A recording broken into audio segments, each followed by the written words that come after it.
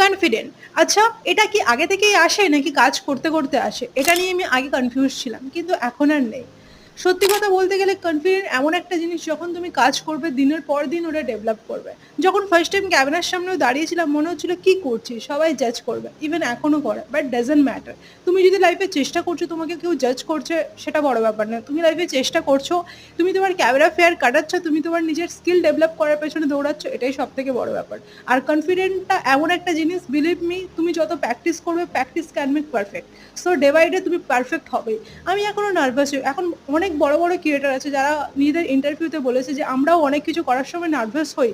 But doesn't matter ওরা কিন্তু stop করে না। ওরা কিন্তু নিজেদের থামায় না।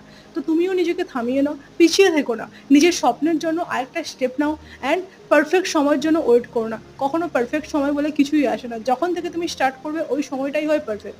সো কনফিডেন্ট কাজ করলেই আসবে। সো কাজ করো।